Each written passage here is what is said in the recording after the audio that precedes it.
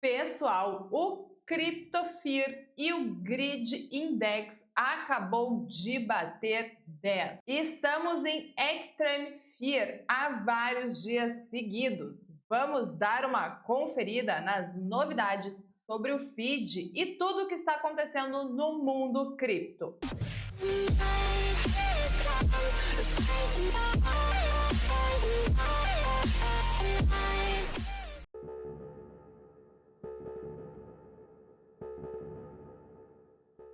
Olá, meus amores, tudo bem com vocês? Aqui é o Ica, sejam todos muito bem-vindos ao canal. Hoje nós vamos dar uma conferida em tudo o que está acontecendo aí no mundo cripto e acompanhar as notícias e novidades sobre o feed que está chegando. Mas antes da gente começar, já vai deixando o seu like aí no vídeo, se inscreve no canal se ainda não é inscrito e já ativa o sininho para estar sempre por dentro das atualizações que a gente traz diariamente aqui no canal para vocês. Como eu falei para vocês anteriormente ali, pessoal, o Extreme Fear, ele bateu 10 há vários dias. O Bitcoin, ele está brigando aí na casa dos 59 aos 63 e o mercado, ele está com medo extremo. Na próxima semana nós temos reunião do FID, o que está deixando a comunidade de cripto aí bastante apreensiva. Até o momento não se sabe se será mais um alívio ou mais uma queda. Hoje, por exemplo, a gente vai estar aqui desvendando tudo o que está acontecendo aí nos bastidores e que os grandes players estão esperando aqui para poder se posicionar aí nos próximos movimentos. Vamos aí direto ao ponto. A gente sabe que o mercado ele está aí num pânico total.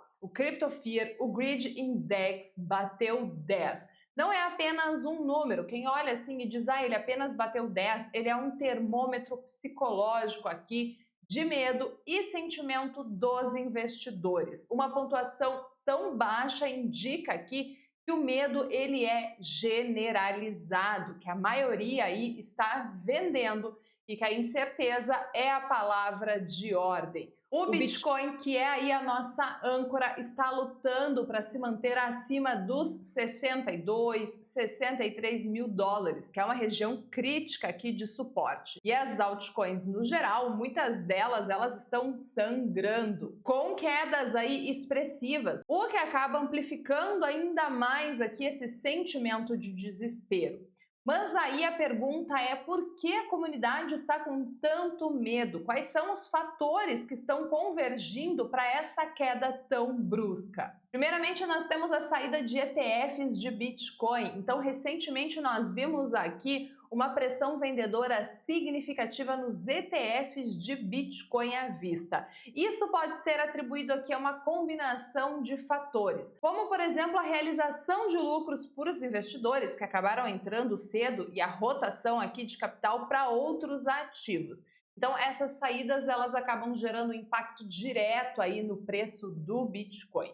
A incerteza aqui macroeconômica, ou seja, a inflação global, ela persiste e a política de juros aqui de bancos centrais, especialmente aí do FID, né, ele continua aqui sendo uma incógnita. Juros altos, eles tendem a desfavorecer ativos de risco, como as criptomoedas. E é claro que nós temos toda essa tensão geopolítica acontecendo. São conflitos e instabilidades em diversas partes do mundo que acabam adicionando aí uma camada extra de incerteza, levando investidores aí a buscar ativos mais seguros, né? Ou simplesmente a se desfazerem aqui de posições de risco. E em momentos de pânico, muitos investidores menores, cansados aí das quedas, acabam vendendo as suas posições com prejuízo, o que chamamos aí de capitulação, né? Isso acaba criando aqui um ciclo vicioso de vendas e mais medo. Quando um começa a vender, o outro vai atrás e só vemos queda por aí. Historicamente, quando o Fear e Grid Index ele mergulha aqui para níveis abaixo de 15, o que nós estamos vendo agora, é frequentemente considerado aí um período de acumulação. Ou como diz aí o ditado, compre quando há sangue nas ruas. Podemos olhar aí para o passado, lá atrás. Esses exemplos eles nos mostram aqui que o Extreme Fear ele pode ser aí um sinal de fundo de mercado e uma oportunidade aí, né, para quem tem visão de longo prazo. Porém, é aqui que vem o grande mas. Dessa vez ele pode ser diferente. O cenário macroeconômico atual é completamente complexo. A inflação, embora ela tenha dado aqui sinais de arrefecimento, ainda está acima da meta aqui em muitas economias. Os juros, eles subiram aqui agressivamente e pode acabar permanecendo aqui, né, no higher for longer. Ou seja, aí permanecer alto por muito mais tempo do que o esperado. E a política aí de quantitativa, onde o Fed retira a liquidez aqui do mercado, ela continua aí a exercer pressão. Então, sim, a história ela rima, mas nunca ela se repete aqui exatamente igual. É crucial que a gente entenda o contexto atual de cada situação. Em 2022, por exemplo, aqui durante o bear market, o Fear e Greed ele atingiu níveis baixíssimos. E quem teve aí a coragem de acumular, viu aí o seu Bitcoin se recuperar fortemente nos anos seguintes. Em 2018, aqui após o ciclo, né, anterior, o mercado, ele passou aqui por um longo período de medo extremo que precedeu aí uma nova alta. Mesmo em 2020, aqui no crash da Covid, né, o índice ele despencou e logo depois nós tivemos aqui uma das maiores corridas de alta histórica. Mas é fundamental lembrar, pessoal, que o mercado de criptomoedas ele é extremamente volátil e imprevisível. Esse conteúdo ele é puramente informativo e educacional e ele não constitui aqui recomendação de investimento ou conselho financeiro. As análises apresentadas elas são baseadas aqui em dados públicos e interpretações de mercado.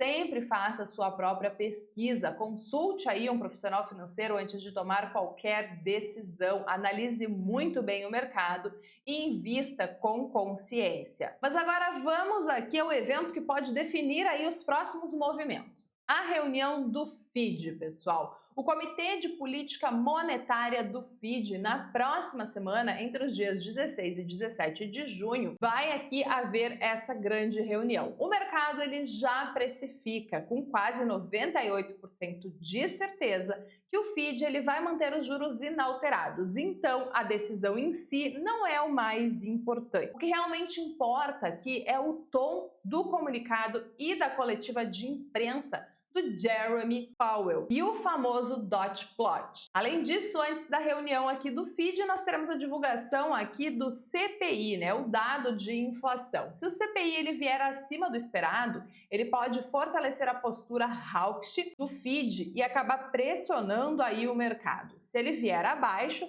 pode acabar dando um fôlego. E não podemos esquecer aqui também, né, do DXY, ou seja, o índice do dólar. Um FID hawkish aqui, ele tende a fortalecer o dólar. E, historicamente, um dólar forte não é bom aí para o Bitcoin, que geralmente se move aqui de forma inversa, né, ao índice do dólar. Então, fica de olho aí nesses indicadores antes de tomar a sua próxima decisão. Se Powell adotar aqui um tom mais suave, por exemplo, indicando que o FID ele está aí mais flexível e aberto a cortes de juros no futuro, isso vai ser um alívio aí para o mercado de risco, incluindo o Bitcoin e as suas altcoins. Por outro lado, aqui também nós temos aí aquele tom um pouco mais agressivo, mais duro, sinalizando que os juros vão permanecer aí altos por muito mais tempo, ou simplesmente que o FID ele está preocupado aí com a inflação.